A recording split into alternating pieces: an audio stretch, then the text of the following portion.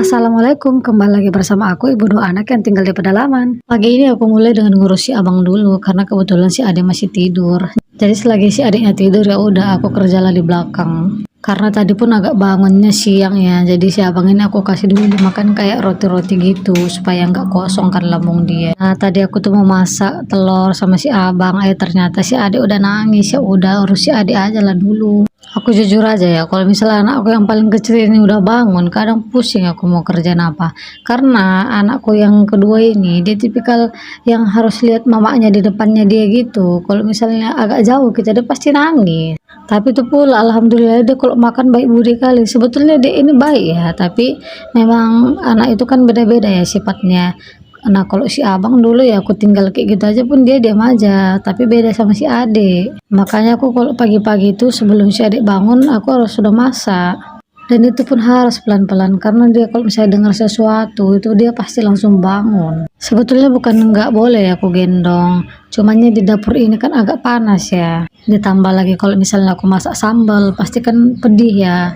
Sejujurnya kalau ngurus anak berdua apalagi kecil-kecil kayak gini agak kewalahan juga. Kadang mental kita pun diuji gitu. Apalagi pribadi anak itu kan berbeda-beda. Kita pun nggak bisa salahin mereka. Cuma ya kita sebagai orang tua juga kan punya batas kemampuan untuk sabar gitu.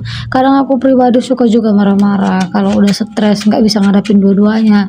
Misalnya kerjaan satu belum selesai, yang anakku yang kecil udah nangis. Masalahnya kalau misalnya anakku yang paling kecil ini nangis, dia tuh ampun kali bikin kita pusing nggak tahu mau ngapain lagi, galak kali. Kalau misalnya nggak kita kerjain macam mana, kita pun mau makan juga, nggak mungkin juga semuanya kita biarin berserak. Ujung-ujungnya tetap dikerjain tapi dengan emosi.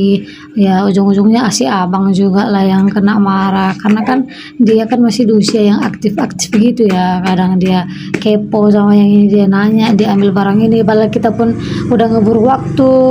Kena juga lah dia yang nggak tahu apa-apa itu. Kadang kasihan juga ya sama anak-anak yang masih kecil ini. Di saat mereka masih pengen dimanja-manja, tapi mamanya harus ngerjain ini, kerjain itu.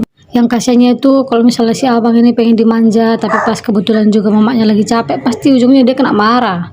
Apalagi aku setelah punya dua anak, aku lebih cepat marah, cepat emosi. Karena badanku tuh cepat capeknya. Belum lagi kalau misalnya dengar si adik nangis, wih makin lah itu. Belum lagi kalau misalnya pagi, aku tuh selalu terlewat jadwal makannya. Jadi semuanya tergabung, ujung-ujungnya penat.